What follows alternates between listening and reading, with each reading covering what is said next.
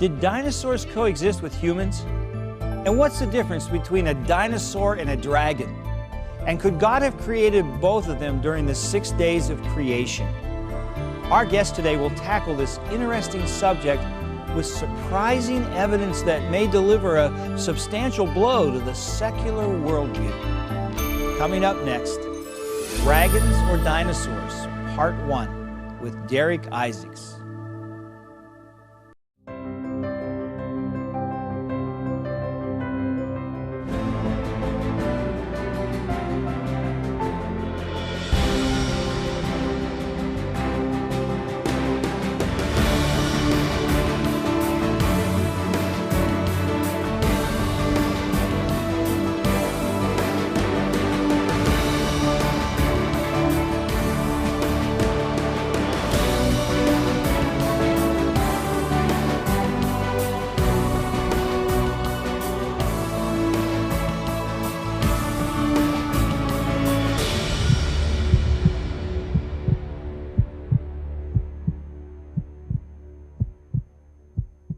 Hello, my friends, and welcome to Origins. My name is Don Chapman. It's my privilege to be your host. You know, Origins is a forum where we take the evidence of science and we use it to validate the truth of creation.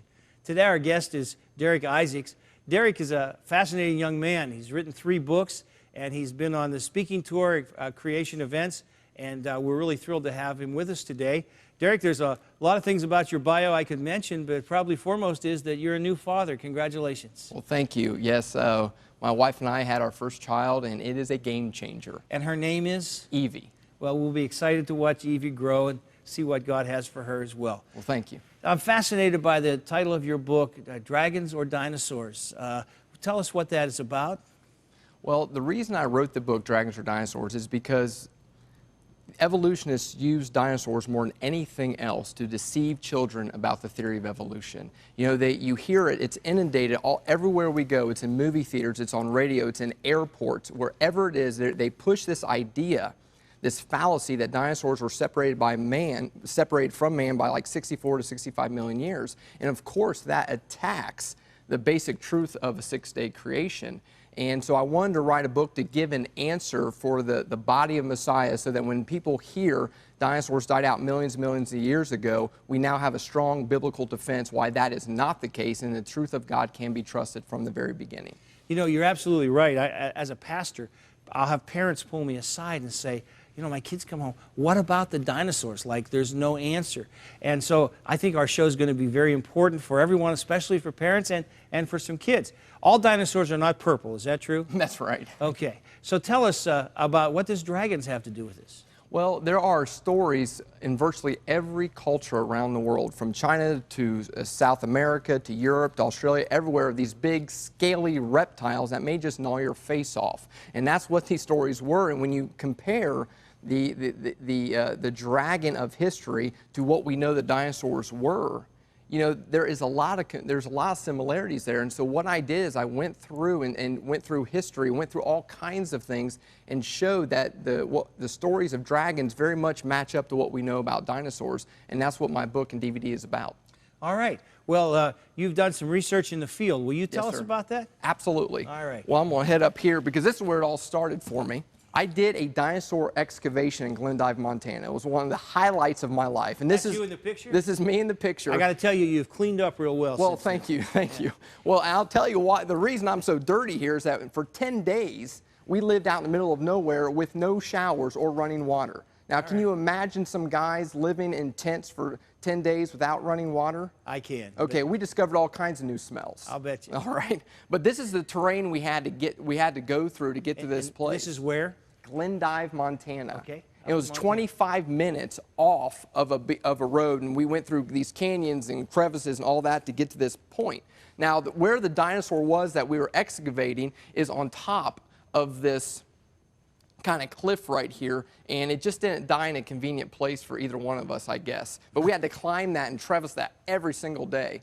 And then this is what we were doing is we were excavating it. We put a tent over the excavation site because we wanted to protect what we were uncovering, because like if we got a flash rain or anything like that, water is devastating and it remaps everything. Now, the type of dinosaur that we were digging up is like a Triceratops. It wasn't a Triceratops because it had very unique frill features, but this is it. And his name was Big John. His name was, we called him Big John because he was big, he was huge. He was like 34 feet from 34 nose to feet tail. long. Okay. So it was one of the biggest ones found. And John, well, that was the name of the guy who found him. So if you dig up a dinosaur, that's how it works. You can name him anything you want to name him. You can call him Dinosaur Don if you want. All right. You name it. Now, the kind of pieces that we were picking up were found in this. And if you notice, right here is the actual fossil, and it was embedded in rock. And so it was in that piece, to give you a concept, was about yay big. And so he was all these pieces, and we were just putting them together like a jigsaw puzzle, and we were carving them out like that. And then these things go to a lab, and they chisel out the rock real carefully. And when you get to the museum, it ends up in something like this. Now, the fossils that are in the field don't usually make it to a museum because this is a plaster cast. But the question is, we see pictures of dinosaurs with their flesh, with their skin, with colors. How do we really know what these things look like? Well, we do know what their skin was like because we've had fossilized skin found. And so we know they were very reptilian. We know that they were crocodilian in their exterior. This is hard evidence that we have. And here's another picture of a theropod. And again, we have the fossilized skin that we have found. So we know that these were really reptilian type creatures. That's scientific fact. Now, the question is then, when did these dinosaurs live?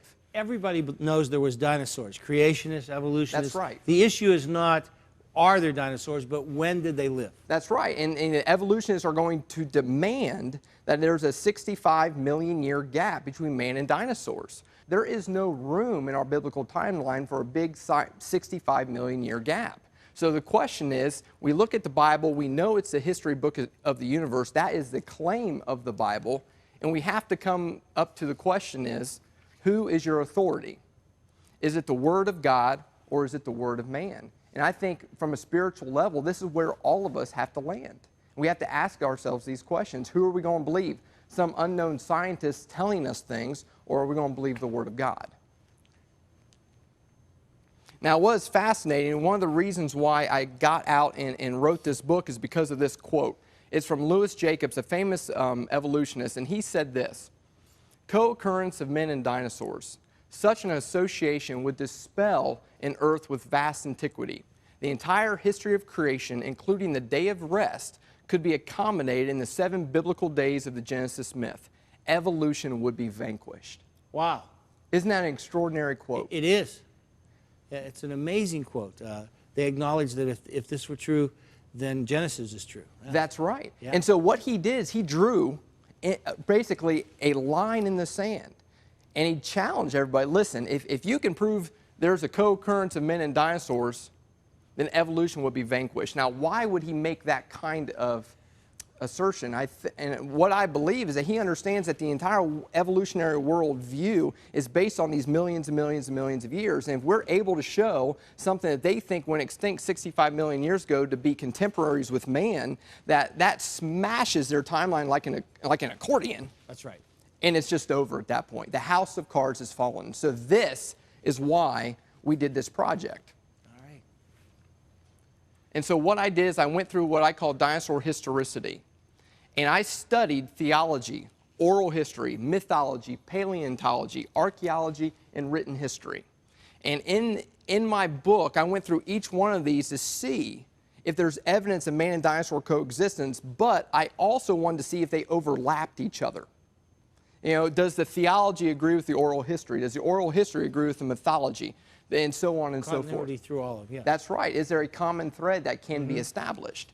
So we're going to start today with mythology, which is the most fanciful of them all, of course, because, you know, a lot of times in mythology, you know, some fascinating and kind of supernatural powers were given to dragons. But this is going to lay an interesting foundation for us, because Carol Rose, an expert in mythology, wrote this about the dragon.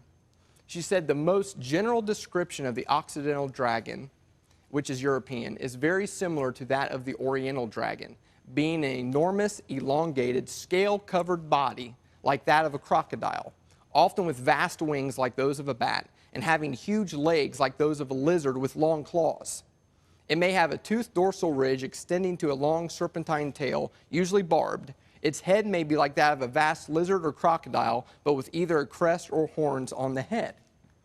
Now, if you know your dinosaurs, this is a perfect composite she image. She described a dinosaur. She did. Yes. You know, and with a pterosaur thrown into the mix. That is basically what she did, is that and here's an expert in mythology saying this is really what the dragon is. When you say Occidental, you're talking about Europe. When you say Oriental, obviously you're talking about the Far East. And you're saying that in both places, and it's pretty universal then, that the description is the same all over the earth. That's right. Yes. And so we have a logical conundrum if we're actually going to say that all of these stories about dragons are completely fictitious and a product of a mere imagination, when everyone around the world and all these ancient civilizations created the same creature in which to fear. Derek, isn't it true that almost every legend has to begin with a kernel of truth and then it grows myth around it? Well, there is a lot of truth to that. And so when you're dealing with not just Europe and the Orient, but then you're dealing with Africa, and you're dealing with North America, and you're dealing with South America, and they're all they all have stories of the same creature. Yeah. At some point, we have to step back and go, okay, there is something true to this. Yes. And this was our foundation, saying we have legends everywhere. And you know what's fascinating? And it's not just creationists that have tied have connected the very large dots. You know, evolutionists, secularists have well. We'll get to that here in a second. All right. But what I wanted to show you is dinosaurs that actually match the description of the dragons. You know, here we have a dinosaur with dermal spines, claws, legs like a lizard, head like a crocodile. Nearly all of these characteristics are the characteristics of a dragon. We have the bat-like wings. Now, pterosaur is not technically a dinosaur because dinosaurs are land creatures. But here's your bat-like wings, and if you can see, and the picture's not as clear as we would like, but if you look at the bat, the joints, the membrane-like wings, the posture, and then you look at the pterosaur, the joints, the claws at the top, the membrane-like wings, the posture, it is a dead ringer. So if someone's going to say, hey, a dragon has bat-like wings, and we look at a pterosaur and we look like a bat, that is a perfect description of the two. We also have barbed tails on this Stegosaurus. Barbed tails was also another characteristic of dragons. Now, this is my favorite. This is called Dracorex, and this is an actual dinosaur. And the paleontologist that discovered this dinosaur was so surprised at the dragon features that they actually named him after a dragon. Draco would be in the Greek word for dragon. And what's fascinating is the full name of this creature was named after a dragon in the Harry Potter movies. This is not an endorsement of those movies, but that's what they did. And the name of this creature is Dracorex hogwartsia. And I just thought the irony knows no bounds. Yes. And what's fascinating is those dragons were a common feature of legends and folklore from ancient times in virtually every culture of the world. Carol Rose says that. So once again, we have absolutely everywhere the stories of these big-scaled reptiles. And Carl Sagan, the famous atheist, actually said the same thing. The pervasiveness of dragon myths in the folk legends of many cultures is probably no accident. It's a worldwide phenomenon. And this is a point that's important, is that the secularists that are actually studied know it's a worldwide phenomenon. But with Sagan, he believes in evolution.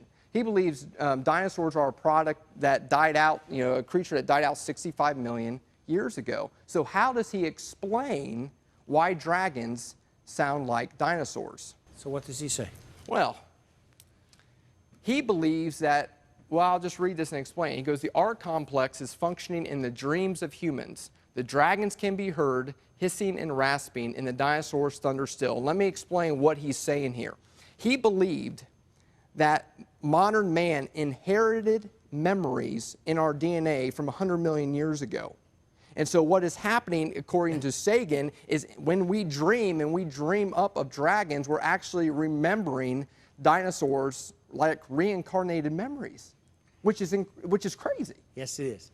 And I don't think you inherit memories through DNA. Absolutely. This is absolutely, it's ludicrous. It but is. what's interesting is he uses dragons and dinosaurs interchangeably. And that's for the people that would scoff at this apologetic, they have to understand this is also shared, this view is shared from the secularists as well. And he goes on to say, we may, each of us, be replaying the 100-million-year-old warfare between reptiles and mammals. And that's his answer. Okay. Now, we also, if we go to oral history, so we know about the legends, but now we have the oral history. What's fascinating is a Navajo historian named Vine Deloria just came out and said there are dinosaur stories. Now we go to archaeology. So we have legends, we have oral history, and now archaeology. Now, this is an incredible tomb. It's in Carlisle Cathedral. Bishop Bell's tomb in the 15th century is where this comes from. And what I'm going to do is... Is that in London? Yes, sir, it is. Okay. And I'm going to zoom in on two of the creatures that are in the carving around the edge of this. And what I'm going to show, there are two creatures here. And I'm going to zoom in on the one on the right, and then I'm going to place... Are they fighting? Is that... Well, they're intertwined. Their necks are intertwined. Okay. There they are. All right, here they are. Now, what I did is I put a sauropod underneath it. Now, what I want everyone to see is the ratios of everything. Look at the tail of both of them. Look at the tail. Look at the girth in the belly here. All right? Very similar. All right, the posture of the legs, the four legs, and the long neck, Now, you can't really see this in here because it's hundreds of years old, but the neck of this actually extends like this, if I can draw that in. And so by the time you see all of this, it's like they have drawn a perfect representation. It sure looks like the guy Of the that made that drawing had seen something like that. Absolutely. And he didn't draw a fossil. He drew the actual bodily girth. Right. Which is very, very important. Now, here I am, and I'm in Utah at this point, over at Kachina Bridge, and where I'm trying to get to is underneath this bridge right here. And I climbed up because there was a petroglyph, a rock carving, there was a rock carving that I wanted to get to. And I'm going to zoom in real quick. And this is what that rock carving looked like. A rock expert said there's a petroglyph in Natural Bridges National Monument that bears a startling resemblance to a dinosaur. And this is dated to around 1200 AD. And so what we have rock carvings, we have carvings in brass, we have oral history, we have legends that are all saying the same thing, is that man not too long ago were encountering creatures like that, and they're known creatures, and the creatures are dinosaurs. Well, Derek, it seems obvious to me when I think about rock carvings and paintings on the walls of caves that the people that lived in those caves were drawing things that they had seen in everyday life.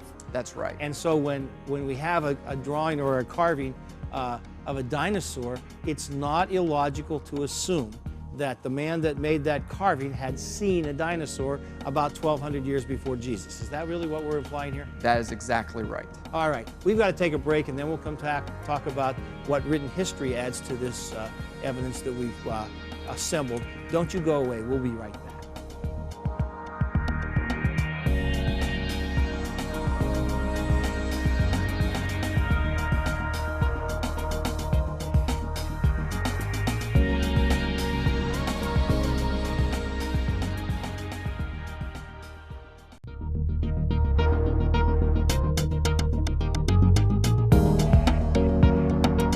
Today's guest on Origins, Derek Isaacs, is an author, speaker, and television producer.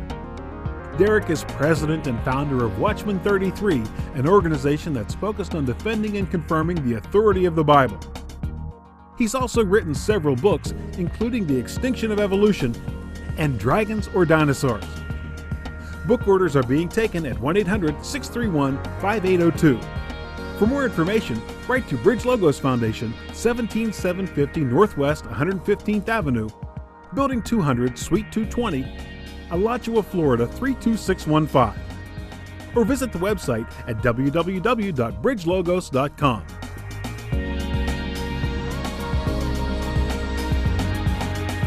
We We are back with Derek Isaacs. We're talking about dragons or dinosaurs. Now, you were talking about the importance of if we can show that human beings and dinosaurs live together, we collapse this billions and millions of year time frame that the evolutionists want us to believe.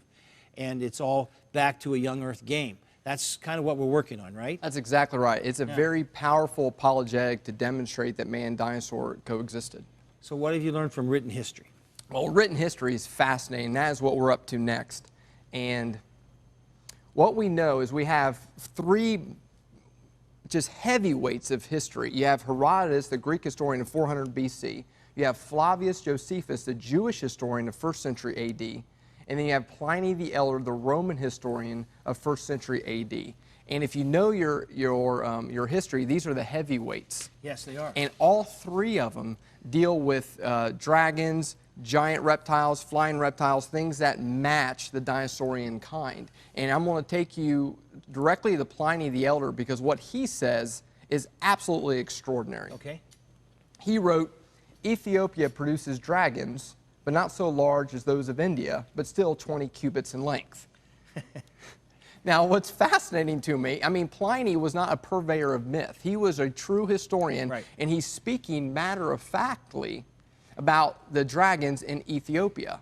And he's a Roman, and the Roman Empire had gone to Ethiopia and had gone to India, so they have first-hand eyewitnesses in both those places. And he's comparing dragons from two different parts of the empire. Absolutely, yes. It's incredible. And if we were to believe that dragons are mythological, why is he using a cubit to measure their length? Yeah, you don't measure legends. No, it is absolutely incredible that this account. And that's a fascinating account. And then he goes on and he says this. The contest is equally fatal to both. The elephant vanquished falls to the earth and by its weight crushes the dragon which is entwined around it. He's actually talking about what dragons are feeding upon. Dragons and elephants fighting. Yeah. That's right. And in my book, I found occurrences in North America, in Europe, in Asia, and Africa with these dragons and giant reptiles feeding on elephants. Yeah. So that's extraordinarily powerful because really now we demonstrate a common food source for these creatures, whether it's a rock carving in France or the American Indian stories in North America. There's a consistency that runs through all of them. That's right. And that was one of the joys, I guess I could say, in my research, was finding a consistency of a food source. Yeah. And I thought that was just absolutely incredible.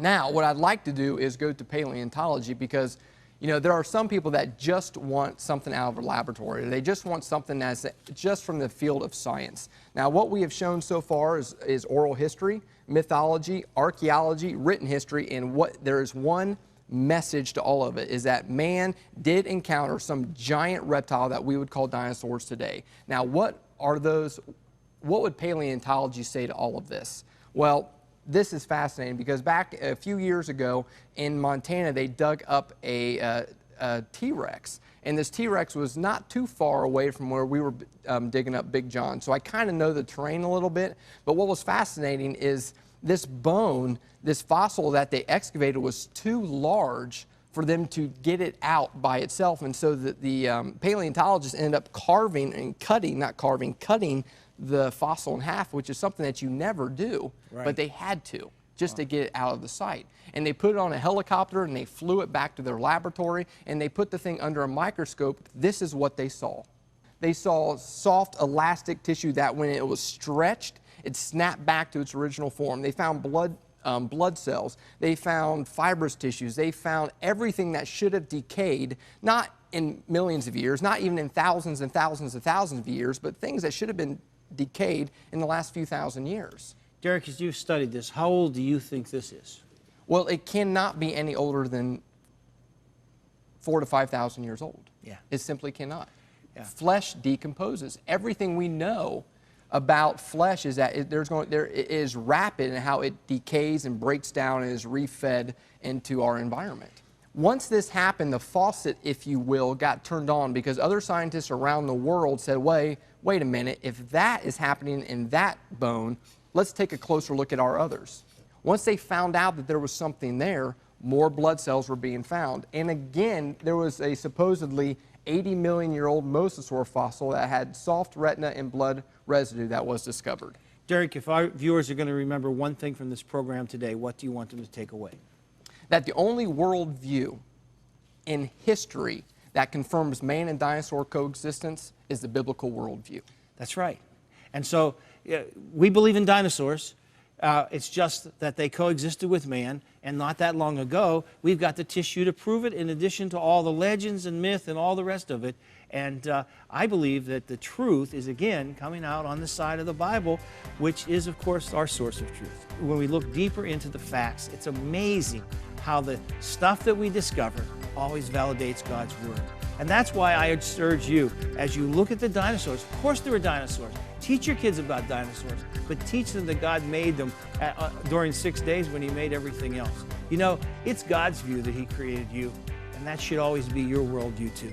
Thanks for joining us today. I hope you've learned from Derek sharing with us. I hope you'll join us again soon on Origins. And until then, God be with you, my friend. Bless you.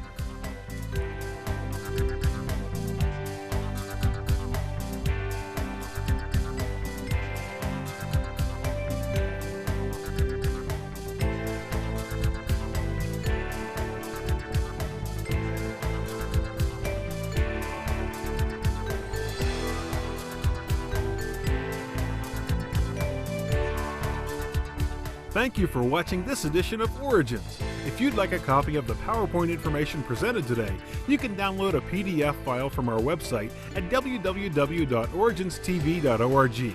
Or for a DVD of this series, send a $12 donation to cover shipping and handling and write to Origins Program, number 1405, Cornerstone Television, Wall, Pennsylvania 15148.